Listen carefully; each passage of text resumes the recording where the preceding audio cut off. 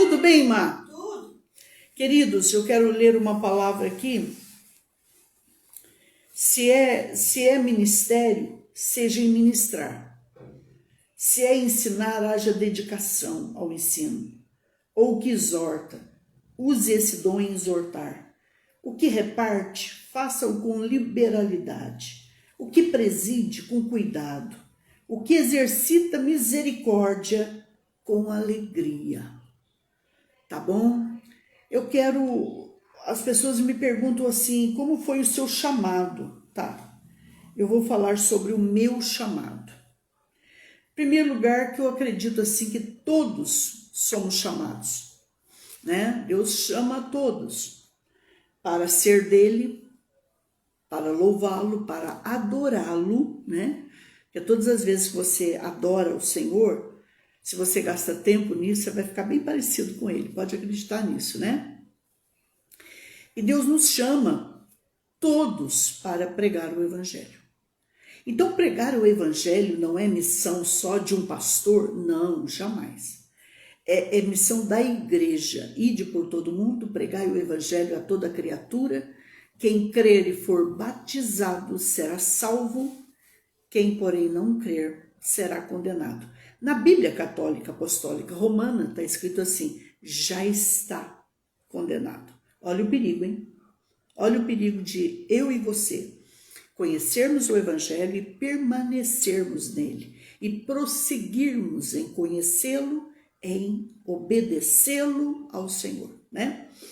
Então, meus amores, todos são chamados para serem salvos. É desejo de Deus que todos sejam salvos. É desejo de Deus que nenhuma alma se perca. Agora, existem chamados de Deus. Então, você nasceu com o propósito de Deus. Todo mundo nasceu com um propósito. Agora, o chamado é quando Deus te chama para fazer algo específico para Ele. E Ele te capacita para isso.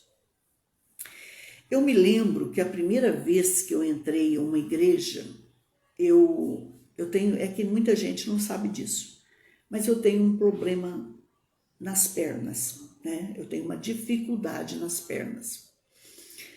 E naquela época, com 12 anos de idade, era já para a pastora Solange ficar numa cadeira de rodas, porque eu andava e caía na rua, andava e caía na rua, andava e caía na rua. E eu fui até um médico e ele falou para mim, filha, o seu destino é esse. Bom, eu trabalhava numa farmácia e o meu pai na fé, José Donizete dos Santos, disse para mim, vamos comigo, vamos visitar a minha igreja, porque lá está pregando cura divina. E eu disse, não, eu não quero ir à noite. Ele disse, não, vamos à tarde, você vai na tarde da bênção. E aí eu fui, cheguei mancando naquele lugar. Bom, resultado, quando eu entrei naquele lugar, que eu olhei no altar, estava um pastor chamado Guilherme Rodrigues Pereira, pastor Guilherme. Quando eu olhei para aquele pastor, presta bem atenção nisso, era uma tarde da bênção. Eu tô tentando me lembrar que nesse momento se era quarta ou sexta, porque me parece que ele tinha esses dois cultos, quarta e sexta-feira, à tarde. Quando eu entrei, que eu olhei para ele, eu não enxerguei ele no altar, eu me enxerguei. Eu falei, uai, por que eu estou me enxergando lá? Primeira vez que eu entrei numa igreja. Olha o que é uma pessoa que é chamada por Deus. É diferente. Eu estou vendo muitos chamados hoje que eu assim fico olhando. Não julgo, mas é preciso provar isso, fazer prova disso, pedir sinal disso. E resultado, eu me lembro, gente, que eu me vi no lugar daquele homem. Falei, não, acho que eu não estou bem, eu estou com dor, eu estou cansada, né? Era caixa de farmácia, eu fechava 2 caixas às vezes por dia, e às vezes se a menina não fosse, era 4. Então eu disse, não, eu acho que não é confusão da minha cabeça. Eu continuei ali, eu continuei me vendo. Então eu vi o momento que eu passei por libertação, eu vi tudo. E aí vocês não sabem, eu falei, vou parar com isso tudo, não gosto disso. Mas aí eu comecei a sentir uma melhora, eu falei, não, ele falou 7, só 7, quarta ou 7 sextas. Eu falei, não custa, eu vou terminar. Eu sempre gostei de tudo que eu começo, eu tenho que terminar. Esse é um segredo de você ter vitória na vida, não parar as coisas pela metade. Resultado, eu vou falando e vou dando código de milagre, né? E eu terminei a campanha. E aí eu me lembro que eu fiz amizade com uma menina e ela me disse, você não quer vir no culto de jovens à noite, no sábado? Corrente dos jovens, né? Eu falei, não, eu não gosto muito disso. Não, vem uma vez só. É sempre assim, né? Vem, se você gostar, fica, senão para. E eu fui muito bem recebida, muito bem abraçada, muito amada. Esse é outro segredo. E aí eu fui ficando, gente. Eu fui ficando. Eu fui ficando. E aí eu conheci a palavra. Eu me lembro que eu fui batizada nas águas no domingo. Dali uma semana eu recebi o batismo com o Espírito Santo. Dali uma semana eu fui convidada para pregar numa casa no Parque Santo Antônio. Me lembro disso até hoje. E eu comecei a pregar e nunca mais parei. E aí vocês não sabem. Quando o meu pastor meu pastor me viu pregando pela primeira vez, ele disse, ela tem chamado. Mas tudo isso, gente, eu fui guardando. Então, quando alguém disser que você tem um chamado de Deus, não é para agora, para amanhã, para daqui a pouco. Você tem que, né, ir devagarinho. E devagar. Entendeu? Não? Então, naquele momento, eu sabia de uma coisa, que eu precisava ser curada, eu precisava ser liberta, eu precisava ser trabalhada, eu precisava ser ministrada, eu precisava ser amada. Porque o que está acontecendo hoje? As pessoas estão saindo de qualquer jeito, de qualquer maneira. E por que está acontecendo tanta coisa errada, seja numa empresa, seja no lado eclesiástico? Porque a pessoa está saindo sem preparação. Olha, eu falo para vocês com todo o meu coração. O ministério é um lugar abençoadíssimo. Mas quando você se propõe a fazer algo para Deus, guarde uma coisa, você vai ter um ministério de sofrimento. Ele também é de sofrimento. Por quê? Ele não é fácil. Então, se a gente não estiver preparado, a gente não aguenta aquilo ali. Quantos anos o senhor aguentou um santo ministério? Com a ajuda de Deus, com o poder de Deus, com a unção de Deus, com a mão de Deus, 40 anos. Eu só parei porque eu já não tinha mais corpo, mais perna para aguentar. Entendeu? Não. Porque eu tive que parar. Pouca gente sabe disso. Mas eu achei que eu poderia, por exemplo, deixar um filho na fé no meu lugar e eu fazer seminários, que são uma vez por mês. Então ele é menos, então ele mexeria menos com a minha saúde, porque eu já estava, fui internada, eu já estava vindo com problemas sérios de imunidade baixa. E aí, eu sabia que eu tinha que parar. Então, o grande segredo é a gente saber começar, saber continuar e saber a hora de parar. Então, eu exerci 40 anos. Eu me lembro que quando o médico falou, olha, a senhora tem que dar uma parada, porque a senhora me passou alguns problemas que eu estava atravessando, porque eu ficava 12 horas em pé por dia, 8 horas, 7 horas. Um culto, um pastor, ele não fica menos que 3 horas por noite em pé. Além dele ficar 3 horas quase no altar, depois ele fica em pé atendendo as pessoas. E ele tem os horários dele de oração, que eu tenho até hoje, são longos, graças a Deus por isso. E aí eu me lembro que quando menina, todas as vezes que eu ia para uma vigília, tinha um profeta atrás de mim. Tinha um profeta atrás de mim. E dizendo para mim, olha, Deus está te chamando, olha, Deus te chama, olha, você é uma escolhida. E aí eu me lembro que eu comecei a trabalhar com jovens, com meu pai na fé, e a gente pegou lá de 20, 30, com mais alguns jovens, aquilo foi para 120 jovens, 150 jovens. E aí eu comecei a ser conselheira da mocidade, aí eu fui professora de crianças. Então, quer dizer, Deus não me chamou e eu saí fazendo o negócio. Não, eu fui fazendo conforme eu sentia paz.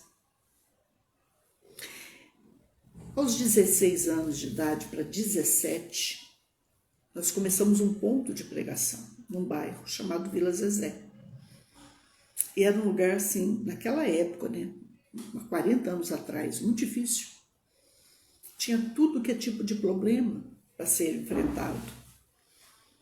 E eu me lembro que algumas pessoas que começaram comigo não continuaram. Mas eu fiquei ali com os donos da casa, fiquei firme. E aí, resultado, chegou um homem em Jacareí, e ele disse assim para mim, ou você abre aqui, ou eu vou abrir. E eu sentia muita misericórdia daquelas almas, muito amor por elas. Então, o resultado, eu comecei ali. Em um ano, aquele lugar, com 6 meses, começou a crescer e estourou. E aí enchia dentro, fora, e aí Deus foi dando terrenos e construção, e a gente foi trabalhando. Então a pastora não começou ontem, não, gente. Eu tenho 40 anos de ministério. Então dali eu deixei um filho na fé, depois eu vou para a Secap, depois abro ali um outro lugar, que 40 anos atrás, 35 anos atrás era difícil, e Deus foi dando vitória. Depois superintendente, aquelas coisas todas que vocês já podem imaginar.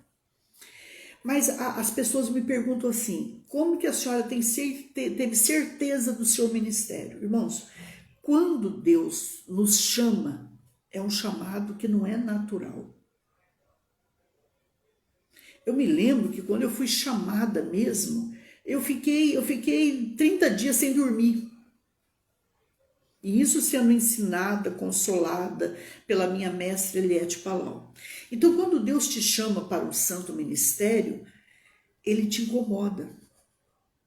Quando é para você fazer uma outra coisa para Ele também, Ele te incomoda.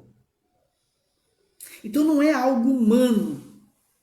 O chamado de Deus para um pastorado não é algo humano. Não é algo natural, é algo divino. É algo celestial, tanto que Deus, poucos. Agora, existe, as pessoas me perguntam muito isso, se existe aquele pastor que Deus o chama, quando a pessoa nasceu para aquilo ali, ela dá um fruto muito rápido, muito rápido.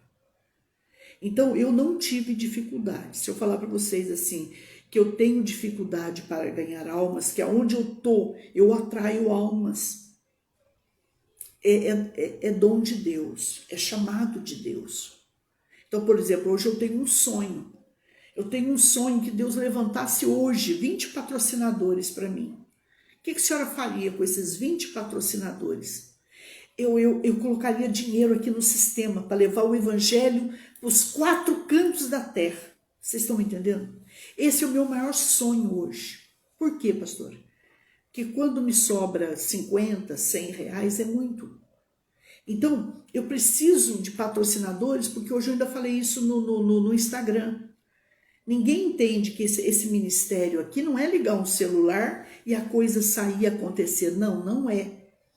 Aqui precisa de investimento, precisa de pagar internet, aparelhos, profissional para estar cuidando, porque, gente, entram pessoas para bloquear a gente o tempo todo.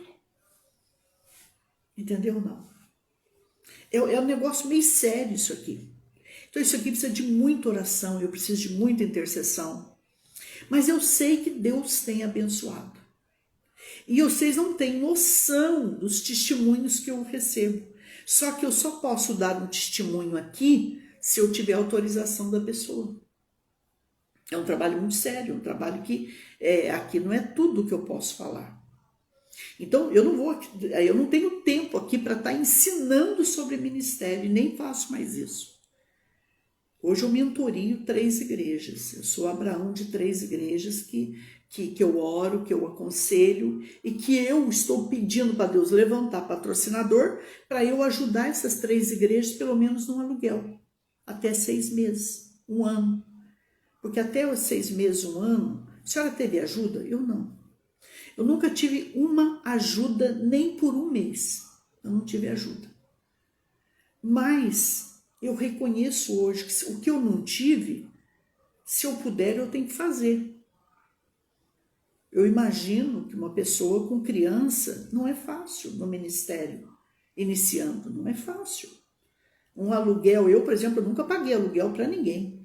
Eu comecei numa porta de sala, eu comecei numa garagem, a primeira obra, e a segunda obra, eu me lembro que eu comecei na porta de uma cozinha.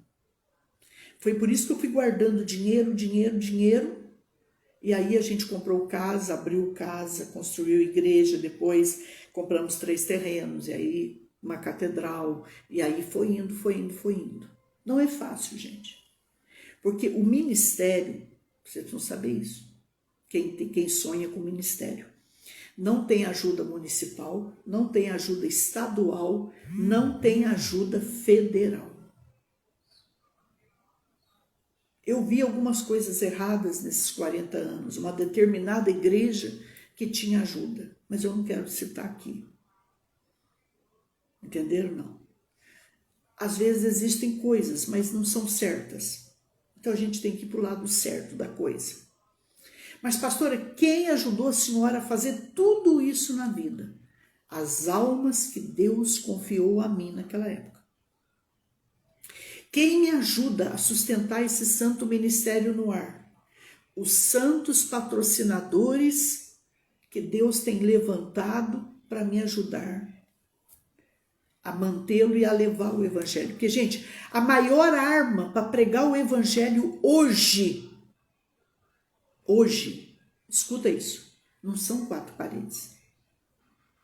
Por isso que o pastor ele tem que motivar muito aqueles membros lá a pregar o evangelho. Hoje a maior arma é essa aqui que eu estou usando agora. Ó. É isso aqui. É a internet. Hoje, a internet é a maior arma para se pregar o evangelho. E eu estou orando e Deus vai levantar patrocinadores. Nós começamos uma campanha de oração aqui de madrugada para Deus, para haver um rompimento maior por esse santo ministério. Então, quem é chamado por Deus para um ministério, a pessoa sabe. A pessoa sabe. Eu sei que eu comecei com um ponto de pregação, ele rompeu e aí depois foi rompendo e veio nomeações e aí só crescimento. Então, quem tem ministério, agora é sempre bom começar um ministério num ponto de pregação. Entendeu ou não? Por quê? Porque se você tem ministério, vai vingar ali, vai crescer ali. Então, hoje, quando a Bíblia fala de levar o evangelho de casa em casa, ela não está errada, está certíssima. Hoje, hoje, gente, a melhor forma é começar o evangelho dentro de uma casa. Se a senhora começasse um ministério hoje, onde a senhora começaria? Eu jamais pagaria aluguel. Eu começaria dentro da minha casa ou dentro de uma casa. Se eu tenho um ministério, vai crescer, senão não. A pessoa que é chamada para um ministério, que é chamado para dirigir uma empresa, para dirigir um trabalho, para fazer algo para Deus, ela tem que ouvir Deus. Agora, mas a senhora não acha que eu tenho que ouvir as pessoas? Sim, porque Deus usa muita gente. Eu, por exemplo, tive conselheiros mais velhos que eu. E jovens também usados por Deus. Mas a última palavra tem que ser do Senhor. E aí você me pergunta, como é que eu vou saber se a voz é do Senhor ou se não é? Em primeiro lugar, já é um perigo. Alguém me perguntou isso em off. Isso é um perigo. Porque se você não reconhecer a tua voz, a voz do inimigo e a voz de Deus, já é um perigo. Eu conheço a voz do meu coração e eu sei que ela é perigosa. Eu conheço a voz do inimigo e eu conheço a voz do Espírito Santo de Deus. Hoje eu não tenho pressa para mais nada. A pressa, gente, no ministério, ela é a ansiedade da sua mente. Ela é um perigo você fazer as coisas na pressa, na emoção. Eu estou fazendo porque a pastora Solange está fazendo. Eu vou fazer porque a pastora Mara está fazendo. Eu vou fazer porque a pastora Gisele, a pastora Denise está fazendo. Um exemplo, tá, gente, que eu estou dando. Não faça. Você tem que fazer porque Deus te mandou fazer. E quando Deus te manda fazer, você sente paz. Você sente segurança. Você sente força, ânimo. Você tem fé. Porque quando Deus te chama para fazer algo para Ele, Ele te dá fé. Ele te unge. O que é ungir? É capacitar, é capacitação para tal coisa. Então, quando Deus me chamou para o santo ministério de pastorado, eu abri instituto teológico, de mestra. Quando Deus me chamou, eu abri obras, apostolado. Quando Deus me chamou, eu evangelizei vários bairros da cidade. Quando Deus me chamou, Ele me capacitou. Quando eu comecei nisso aqui, quem começou comigo sabe o quanto eu tremi.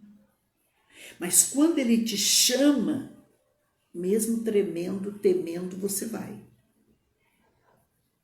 Errando ou acertando. Eu fiz tudo para não errar aqui. O meu chamado, filha, ele foi esse. Ele começou numa casa de família, depois numa casa de família, e foi indo, e foi... eu gerei muitos líderes. Cada filho meu na fé, eu enxerguei como líder. E eu os preparei para que Deus pudesse usá-los.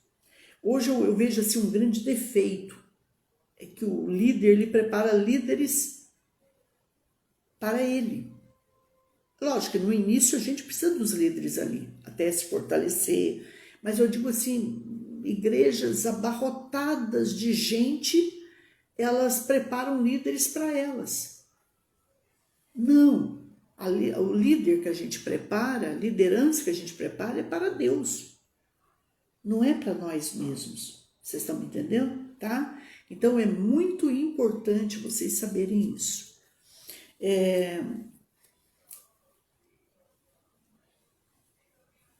E saber que aquelas pessoas são do Senhor Jesus, né? Eu vou parar por aqui, e aí semana que vem, eu falei muito isso, porque se uma pessoa se joga para um ministério, que ela não tem certeza desse ministério, porque a pessoa que é chamada por Deus, ela tem certeza do ministério, tá? E ela só para quando Deus manda ela parar com aquilo ali e fazer outra coisa, tá? A pessoa não fica doente. E como é que um doente vai curar outros? Como que o doente vai levantar líderes? Como que um doente vai preparar líderes? Então é muito importante você ter certeza do teu chamado. Agora, quando Deus chama, eu tive certeza. Eu tive certeza, tá? Então é isso, tá? Hoje até alguém falou para mim, olha, esses dias atrás, perdão, faça algo que vai ajudar a senhora. Aí eu falei, não, mas Deus não me chamou para fazer isso nesse momento. Então eu sou muito consciente hoje nisso, sabe, irmãos? Eu ouço a todos com carinho, com respeito, mas eu só faço o que Deus me mandar fazer. Entenderam? Não? Tá? É por aí. Então o segredo é você aquietai-vos. e sabei que eu sou Deus. Por exemplo, talvez vocês me perguntem assim, pastora Solange, eu estou num bairro e ali não é fácil, né? Por exemplo, eu já aconselhei vários pastores que foram para lugares, gente, de tipo Alphaville. Deus tem a pessoa certa para Alphaville. Guarde sempre isso que eu vou dizer. Deus tem a pessoa certa para a Barra da Tijuca, Rio de Janeiro. Deus tem a pessoa certa para condomínios. Entendeu? De pessoas muito ricas. E Deus tem o lugar certo para você. Então, Senhor, onde o Senhor quer que eu vá pregar o Evangelho? Onde os apóstolos saíram, eles oraram muito, até que eles colocaram a mão na cabeça e o Espírito de Deus falou, manda esse para tal, manda esse para a Judéia, manda para Samaria, manda ficar em Jerusalém, pá. Vocês estão me entendendo?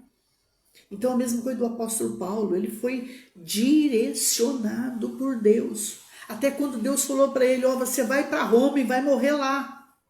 Eu conheci o lugar que Paulo ficou preso até a morte.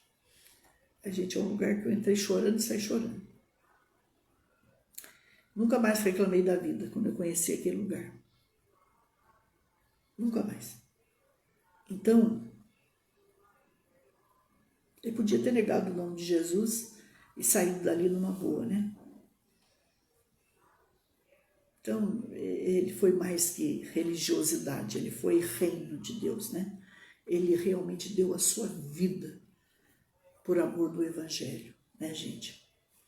Tá? Então, eles entenderam o seu início, a sua continuidade do ministério, o seu final. Todos nós temos que saber isso aí. Né? Tá? O nosso chamado e as armas, né, que Deus nos dá para cumprir esse santo ministério.